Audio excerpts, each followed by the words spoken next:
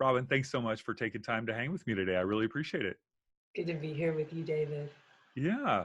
Well, you have a brand new company called Life Honey, and I want to know what it is and where this idea came from. Mm. So, Life Honey's our new wellness brand, or my new wellness brand that I brought to life with really an extraordinary team. So, I feel privileged to be the voice behind it, but it's taken many of us to get here. And yes, just launched last month. The inspiration behind it is that I saw all these people who were spending lots of money on gifts, and they essentially were the same old gifts. They weren't creating connection with the people that they were gifting their gifts to. There wasn't a sense of, I really see you, I really know you. Here's something to honor our connection. Here's something to honor your life and my connection to your life. And so I was doing some research and I was like, wow, in America, 1 out of every $10 is actually spent on getting a gift for someone. Wow. So you're right, that's enormous. So I thought, well, okay, well, if we're going to put that many resources into gifting, then let's make gifts something that actually build relationship. Let's make gifts something that show that, hey, I hear you, I see you, I care about you. And so Life Honey has a line of wellness gifts that are really pinpointed for the major events in life. So be it a new baby, or a divorce, or a huge birthday, or a loss in the family. So really something to celebrate the passing of a beloved at a funeral ceremony. We have kits that instead of just giving the same old chocolate and flowers, which we all love chocolate, we all love flowers, these are great, or trinkets, by the way, that get a little dusty. A lot of We candles. decided I love candles. Candles are great, but you don't need to get one from everyone. Yeah. Yeah. And so tell me about this kit. You call it a wellness kit, which is really a wellness gift. But tell me more about it. So, Life Honey, we launched with just one kit. However, the intention is to have many. The one that you're speaking of is called the Japanese Kintsugi kit for new beginnings. And so, of course, it brings to mind, well, what is kintsugi, Robin? So kintsugi, do you know? I'm just curious. Oh, I do. Yeah. Well, of course, because I've researched your company and what you do, but I also, I was aware of it beforehand, but I did not know that they came in kits. That was new to me. Okay. So kintsugi is what the Japanese have been doing for a very long time, since the 15th century. And essentially, it's what they do with pottery that breaks. So instead of just discarding it, like, oops, cat knocked the nice teacup off the shelf, let's throw it away, they developed a way of using gold and an adhesive in order to glue the pieces together and to create a whole bowl. And this is the art form is called kintsugi. And so what we have at Life Honey is a Japanese kintsugi kit to celebrate all kinds of new beginnings, such as we spoke about a moment ago, the big new events. You become a parent for the first time. Well, okay, you go to someone's baby shower. Well, here, let me gift you a Japanese kintsugi kit that, yes, you won't know about most likely at first, What is unless this you're thing? David. This is a Yeah. bowl? What is this? Right. Here's the pack. This comes on the top of our kit. You got a kintsugi kit. And then it says, here's how it works. That's good. People need to Yep. know that. Yeah. And so so you've got your steps of what you do. And with our kintsugi kit, the very first step you do is you actually go online and you have a choice of 5 different courses of how you would use your kit, right? Because you're actually led to break a bowl in our kit, to glue it together with gold, and then to create a life keepsake that's alive by the intention that you put into it, right? These keepsakes, ultimately, I mean, if you think about it, what were the Japanese doing there? Yes, they were preserving a physical item. That's all fine and good.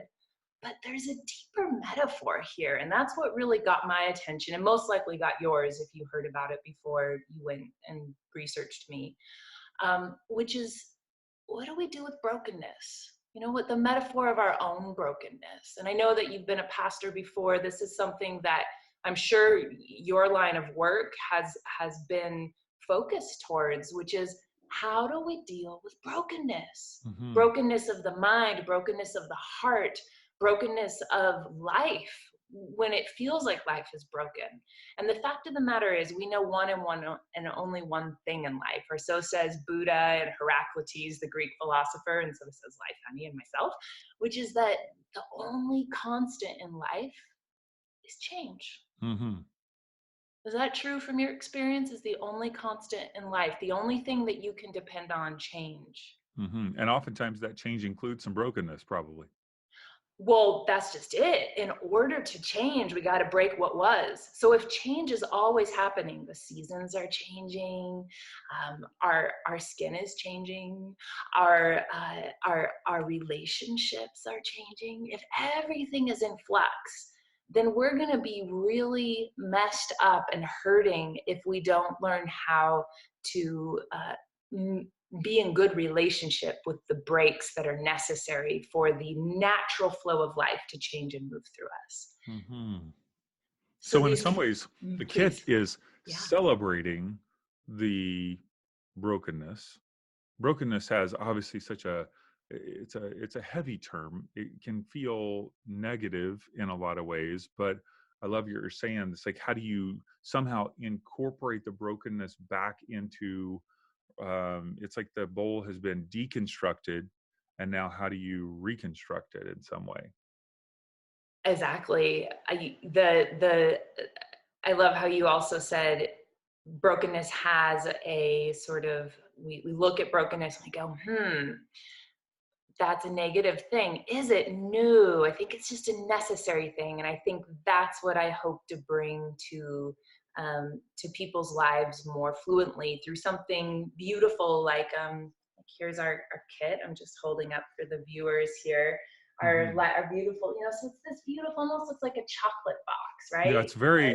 very luxurious. Right. Yes, thank you. Hmm. So again, awesome team, not just myself, who makes this. And And obviously, as you're listening and you want to see the kit, you can go to their website, which is lifehoney.com. And we'll have that obviously in the show notes. If you're listening, you can swipe up on your phone and click on that link now. Plus, it'll be on mhm. the show notes on our website. But it's just a beautiful box. Keep going. I want to make sure people see it. Yeah, thank you, David. So I love that you put our URL, because really I think that addresses your sort of question or discussion topic a moment ago around life honey. So life, something that's always happening. The only thing we could depend on in life is change. Okay, great, we got it. How do we make that sweet? How do we sweeten that change?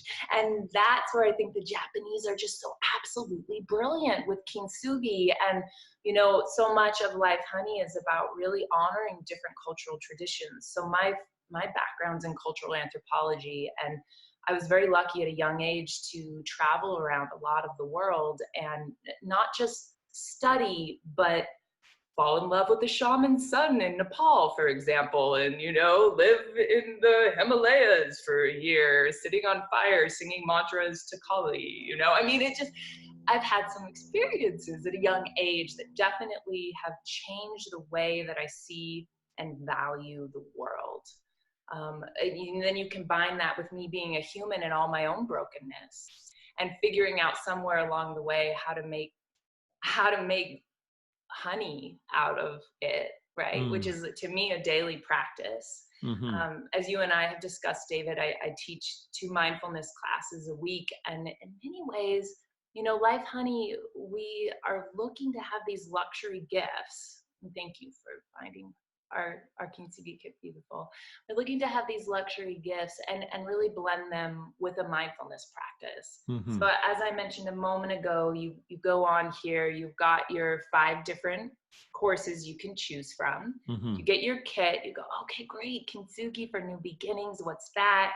You open up your kit, there's a there's a user guide in here, and you flip through the thing and it shows you how to actually make, let me show your viewers here, make one of these, the Yes. So the kintsugi bowl bowl. basically has the gold that's holding it together in the broken places. Yeah. You And what's got beautiful is even the gold looks like honey. That's just a beautiful metaphor. Yeah. So it's it. powerful. So take me through what I find is interesting is you obviously send them the bowl intact and they Yes, have to break it, yes. which is fascinating. You provide a bag that they just drop or beat over the, maybe if it's a Yes. divorce, you've got a giant hammer that you include or something. But so with each one of these, we don't have to go through all five, but let's just say birth. I don't usually think of birth, the introduction of a new child, as a season of brokenness. So how would that, take me through that? How would I envision that? So I see that as more, it's for the parent. And let's say you're a new parent specifically, you've got a big change coming your way. And I know you're a family man, David. So I mean, Big pre change. David as a father and David before father. And we could say the same thing for when you got married, probably, Hmm. right? You as a bachelor, whatever that Hmm. looked like, and you as a married man, Hmm. big Well, change. kids are the most selfish things on the planet. And I have found that when we had our first child, Waverly, her main goal in life was to point out my selfishness because Mm, because kids are just so needy that mhm, any amount of selfishness as a parent gets highlighted real quickly. mm, mm. Yeah. So, right, so an opportunity that may be part of what you would bring into your ceremony. Hmm. So you're doing the kit for you as a new parent, if that's what we're talking about. Of the 5 courses, I would choose the Growth Kintsugi course for reinventing yourself. Hmm. So it's about reinventing yourself. And in that regard, when you're actually breaking the bowl, and here's an example, here's the bag that it would come with a little hexagon. You get, as David was saying a moment ago, your intact Life Honey bowl. These are all handmade with various different coating on them. Beautiful. And thank you.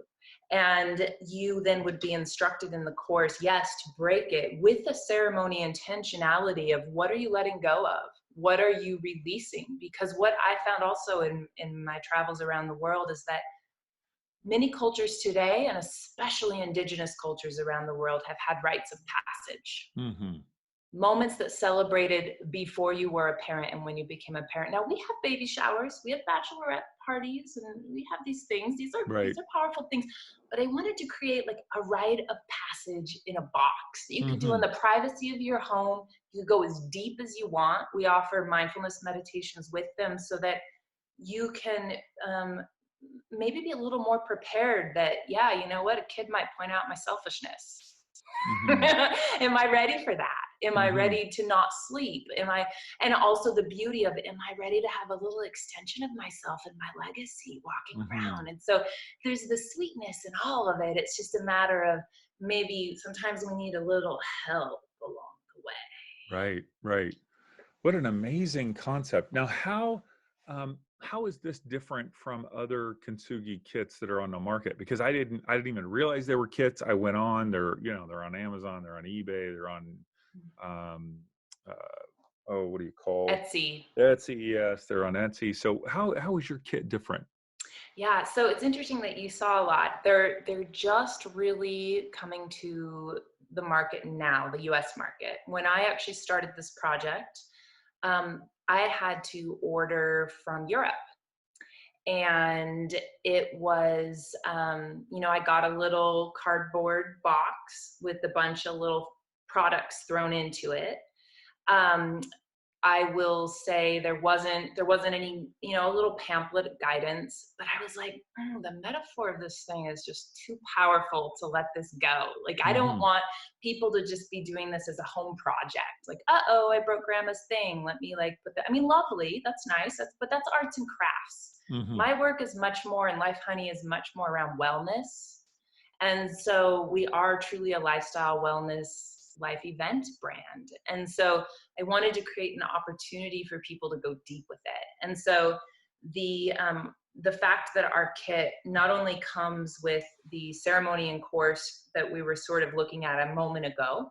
How long um, is that? When you say course, is it one video? Is it multiple videos? What does that look like? there are 6 videos and one audio meditation. My video team, the Tenori group, did also an extraordinary job of really creating quality there. I'm quite proud of our courses, and of their work. So yeah, so you would go on, and you could, I understand that time is of essence for all of us. There is an ability to just do the practical tutorial of actually creating the gold in your kit, or you could go through the full ceremony, which really encourages you, depending on if you're doing this for becoming well, depending if you're doing this because you lost someone in your family, depending on if you're doing this because you're having a family restructuring after a divorce, for example, or for newlyweds. You're really deciding, how deep do we want to go? So Mhm. that's one of the ways that our kit is different, is the course accessibility. The other is that it's not just a kintsugi kit. There's actually 25 items in the box that we show. Two of the things are, there's these sweet little rose quartz hearts, journal, gold pins, and the course actually leads you through how to use these, so that it's not just you make your kintsugi keepsake and it sits on a door and collects dust, Mhm. a door shelf rather. Be hard for the kintsugi bowl to sit on Yeah, a yeah, door. yeah. That would be tough. Yeah, Yeah. very hard. But that you're actually putting intentionality. For example, the kit for newlyweds, the idea is to bring their vows to life. So they're using the journal and this gorgeous recycled paper. They're writing their vows that they take for each other. They're actually using the process, infusing the gold that they build their bowl with their love for each other, their appreciation, and their fears. Mm. And they're bringing that, they're allowing all of that to be a part of the breaking and the release, and that I accept your imperfections. Because if the Japanese know anything, they know about another philosophy called wabi sabi, which is where kintsugi came from, which is this idea of, equanimity is the word in the mindfulness world. It's that all things are equal. That the most, that sometimes the things with the most weathering on them are also the things with the most inherent beauty or value. Hmm. That nothing is to be discarded. That the only things that's necessary to create beauty is for us to change our minds to where we embrace beauty in all that Mhm. is. Mhm. Beautiful, beautiful. As I was watching the videos on your website, which your website is just gorgeous, by the way, and the videos are very beautiful. Um, Thank I you. am watching the process and I'm thinking, this looks so stressful to me. I'm going to make a Mhm. mess. I am such a perfectionist. This is not going to be right. I'm going to get halfway through it and be like, I need a new kit. I screwed up this one. What does that say? What do I need? I think I need to break the bowl maybe again or something. I don't know. I love that you brought this up. The very first, so I had been practicing with all the kits I bought from Europe, and I had figured out a way to make a good kintsugi bowl.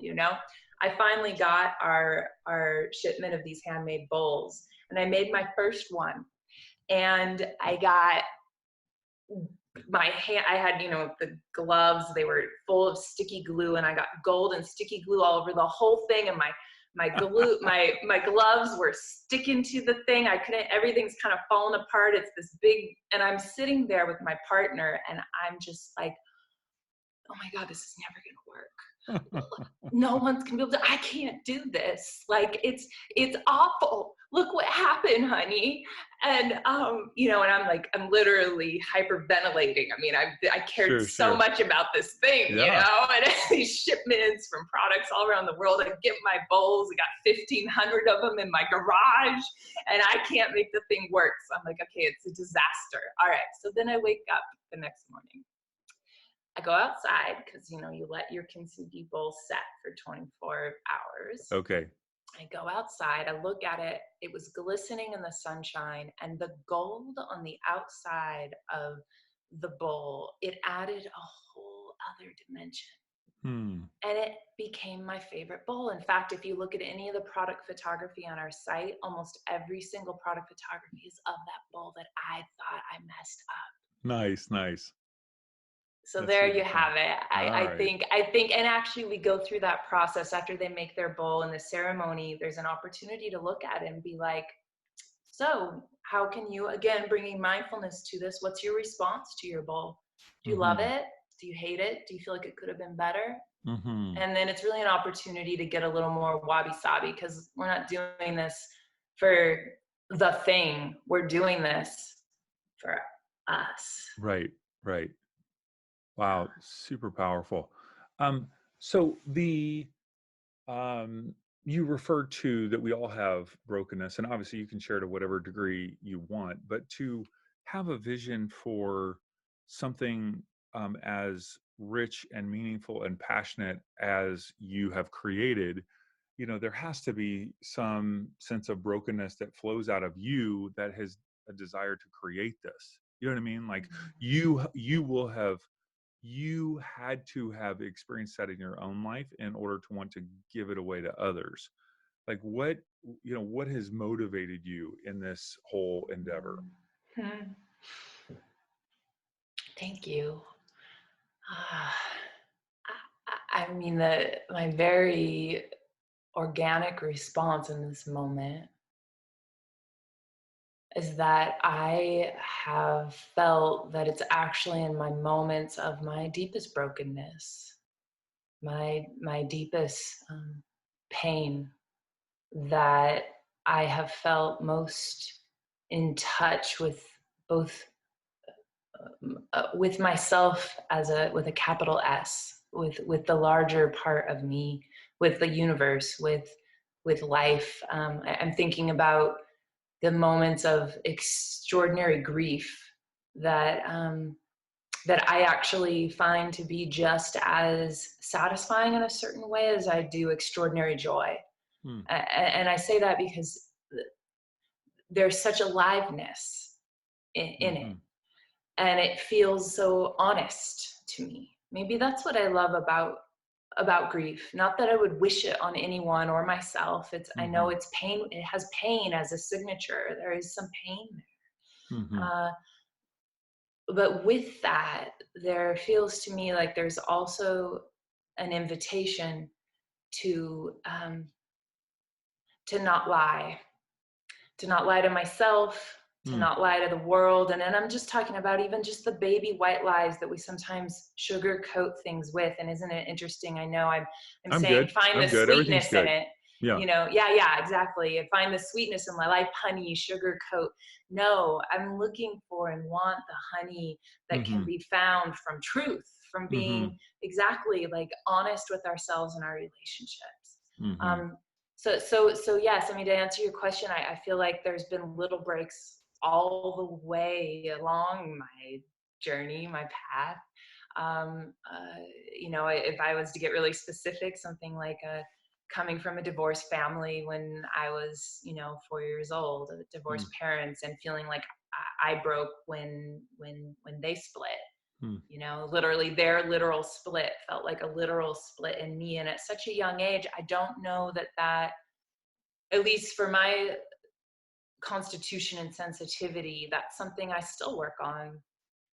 I still see that coming up sometimes and asking me to, hey, Robin, there's still a crack here. Hmm. Hey, Robin, we need a little more love and attention. Hey, Mhm. little Robin, all the little Robins in me that are still Mhm. fielding that split. Mhm. Okay, how can I be with you? How can I bring a little honey, a little bit of gold into your center? Mhm. Mhm. Yeah.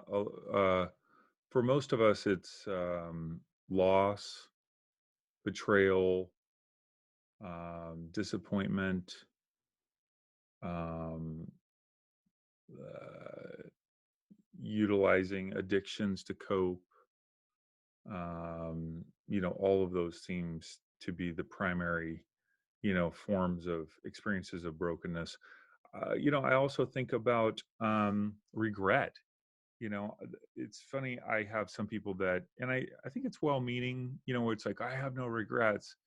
And I go, man, I got a lot. I've got a lot of regrets. Like, I've got a lot of things that I wish I wouldn't have done or experienced. And because I experienced those things, I'm a different person. I'm transformed because of those things. But anytime that I cause other people pain from my actions, either consciously or unconsciously, yeah, of course I regret that, you know? And that becomes a place of brokenness that I look back on, that is a reminder of, okay, how can I choose to cultivate different skills in my life to not, hurt in that, or break others or hurt others in that way? Or, how can I process my own internal world so I don't respond in ways that not only cause brokenness in others, but brokenness in me? And so, I think the beauty of those breaks, that brokenness of looking back, whether you call it regret, betrayal, loss, all of those things, is that they're a marker in time, right? That I go, okay, that was part of my life. If I'm honest with it, I can see the places where I uh, made decisions that I wish I wouldn't have, or people made decisions toward me that I wish I wouldn't have experienced. And they're all growth opportunities. They're all growth opportunities. And um, I will say too that the honey for me is a deepened compassion for others, when they experience those things, or people who, like 11 years ago, I had a total burnout. I checked myself into the hospital for 3 days, and I was pretty, I was in a bad place, and that is a broken place in my life. Well, I have deep compassion for anybody who is having mental challenges, whether short term or long term. And there's honey there, right? The honey is in my growth from that experience, and the honey of the compassion toward others. So, there's so much to learn from those moments. Otherwise, the other option is stuff it, um, have resentment, anger, coping skill, all the coping ways that we cope. That's the other option other than the honey. Exactly. I mean, you so beautifully articulated the greatest gift of any of our breaks. And it's the gift of, yes, personal growth. And part of that personal growth is compassion and empathy for others. And when we have that, that we change the world. Hmm. Yeah. So when people order the kit, they also receive, I know, a copy of your book that's entitled "The Charisma Code: Communicating in a Language Beyond Words." Share with us just for a minute the heart of the book. Why did you write that book, and what was your desire behind it? The heart of the book is the fact that value can be found in all things. It's taken me, that was a couple years ago that I launched the book. And it's actually taken me until about right now to really feel into what the heart of it was, because so much of it was a young woman of my coming to that book was having a very unique journey in life and knowing that there was something that wanted to be offered to the world through that experience. But I didn't know. I put out the process of writing the book was so unorganized, David. I literally, everybody said, oh yeah, Robin, I have a table of contents, do the thing, fill it in, you'll get it done. I'm like, I spent years writing that thing. And it was just like dark nights of the soul, it was like wrenching every bit of my soul to try to get some juice out of that Yeah, thing and yeah. figure out how to then market that critter. And it got picked up for the political elections of the presidential debates, our last presidential debate cycle. And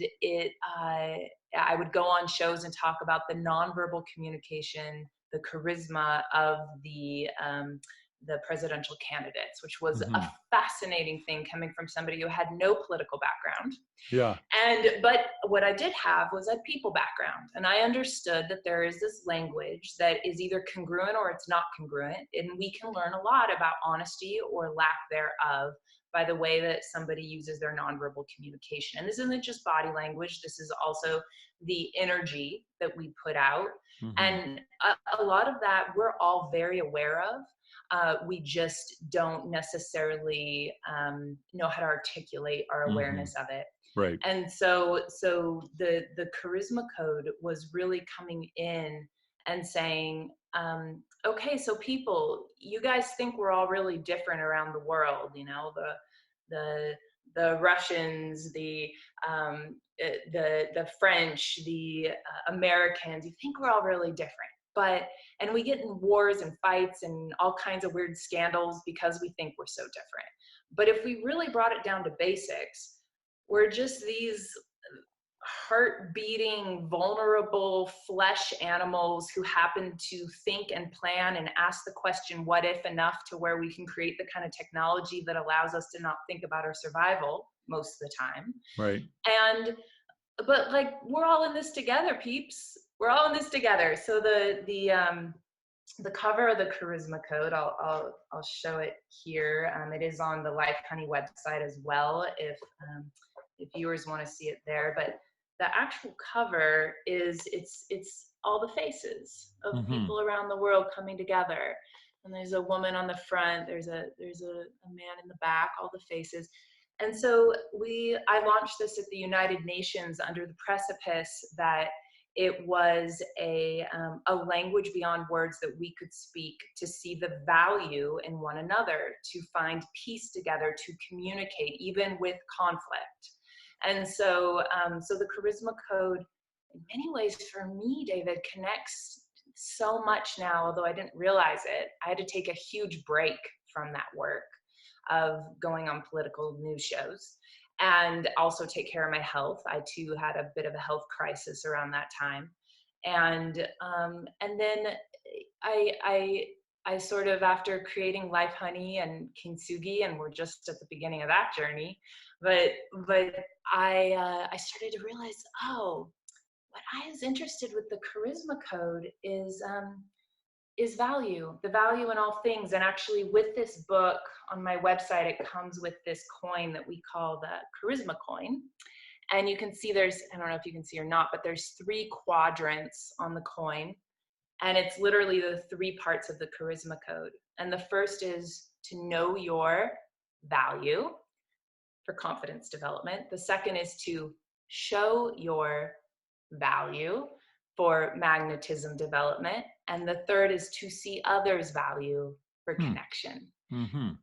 And so we call charisma the currency of connection. And we're literally, you learn the value of yourself, the value of other, and then you spend it. You spend a little charisma wherever you go. And you can be people who speak your language or don't, people who are Democrats if you're Republican, or vice versa. And you know, you can still actually get along Yeah, just yeah. because it's something deeper in us. We're looking for value. But this is a practice, just like mindfulness is a practice. And I do believe that it very much connects to kintsugi, just because it's a practice of embracing the broken. Mhm. I went on your website and took the, quiz of the 5 different, charisma types. And so maybe would you mind going through those just real briefly? What are the 5 types, and how does knowing my type help me? Yeah. So these are the 5 types. They're all nicely colored there. So the red is for Martin Luther King, and that is people who are red charisma types. They give the gift of courage. So charisma is a Greek word. It means the gift of grace. It's both receiving the gift of grace from life, from spirit, from God, whatever your affiliation is to what grace is for you, but receiving the gift of grace and then giving that gift of grace. Charisma never was meant to be a static thing that you just like either have or you don't have. It's being open to the flow of life Hmm. And then from that place, being able to be fearless enough to show your value. So Hmm. if you show your value and you happen to be somebody who demonstrates a red charisma type, just in your organic gifts of grace, then you're going to be acting with courage. You'll be empowering, encouraging people. Okay. Then we have the Einstein orange type. This is somebody who is very creative, ingenious, who has the gift of sort of, you never know what's going to come out of their mouth. Okay. Then we have the Dalai Lama type. This is the gold. This is of service, loving service. They're also shapeshifters. They kind of can become any of these types very easily. There is the green, which is the Oprah type. And this is about support. This is would be connected to the quality of earth. We have the support and empowerment is another word I'd give there. And then the last is the Marilyn Monroe blue type, which is about giving the gift of enchantment. And they really do each have this is water, earth, spirit, air, and fire. So they're elemental in nature. Hmm. And did you take the quiz, David, by I did. chance? Yes. Yes. And I came out very bright red. Yes. Oh, you are a red, courageous MLK type. Oh, that is Amazing. true. Yes. Wow. Yes. So what I would have to say about you is that you are most likely a go-getter. You take action really, really well. I'm able to see from the results of the thousands of people that have taken this quiz over the last few years. Um, red is one of the rarest. Hmm. Red and green are the two rarest. Hmm. So the Oprah and the MLK. Um, and I love, I mean, red just, it really says a lot about the way that you serve the world. Now, what I think what's interesting is you call this the charisma code, and for most of our culture, if we said, "Oh, that person's charismatic," that would mean that they're like, "Hey, how's it going?" You feel drawn into them. They're probably an extrovert, but you're redefining charisma in a different way, correct? Yes.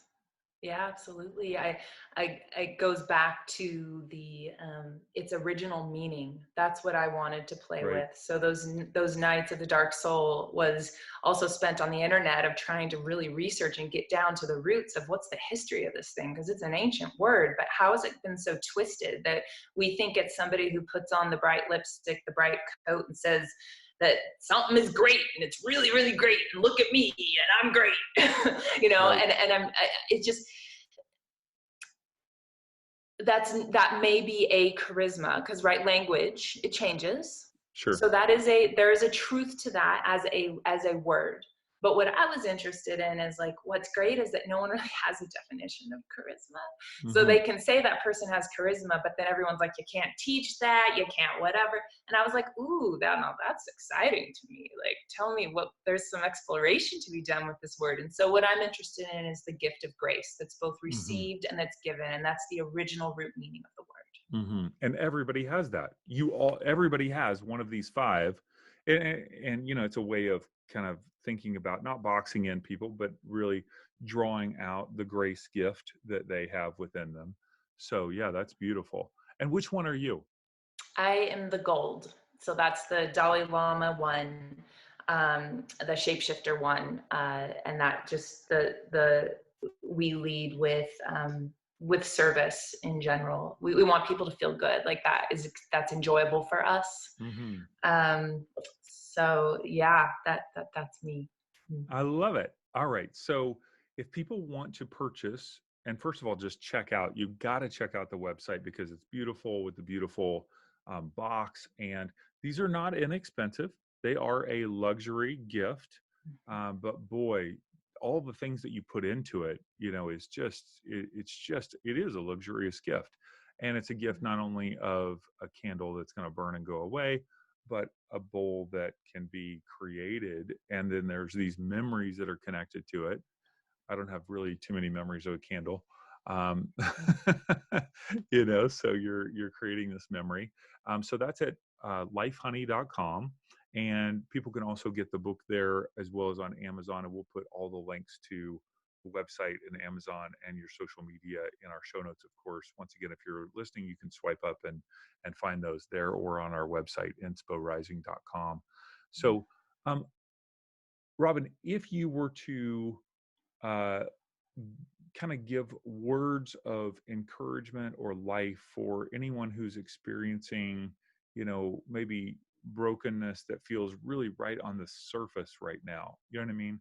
Like sometimes there's brokenness of the past, it kind of dwindles, kind of shifts down, but then others of us are going through challenging experiences right now where we feel like there's brokenness.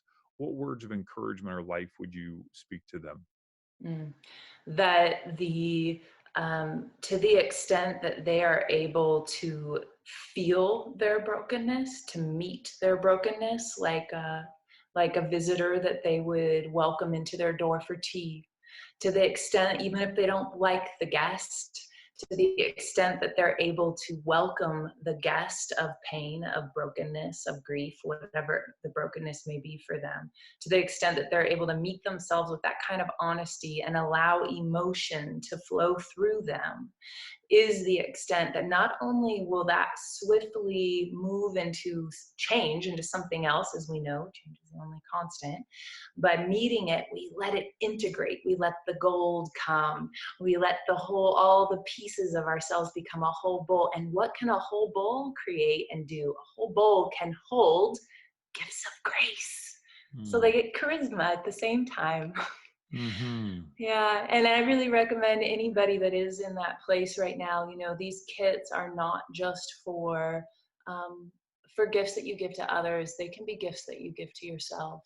There's something we haven't really touched on here, David, which is just that if charisma is a gift of grace, and these Life Honey kits are gifts, how do we best spend our currency of connection for our own self-care by giving ourselves one of these gifts, and by gifting it to others, by also extending a, hey, I see you, I know you, you just got married, I want to honor you guys having the best chance of having the longest, most fruitful relationship possible.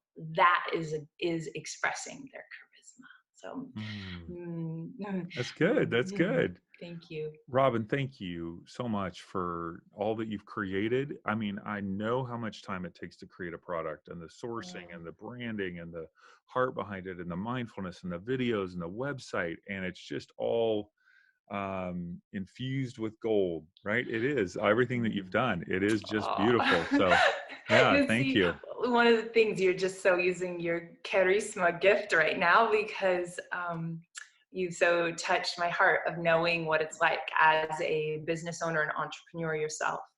And you touched my heart in the sense of, yeah, it has been an enormous amount of work, and it's so new, it's like me showing you and your viewers my fresh little baby. So thank Yeah, you to yeah. you and to your viewers for being a part of this first step with us at Life Honey. It's exciting to have inspiration, if I may, rising for Life Honey. So thank you so much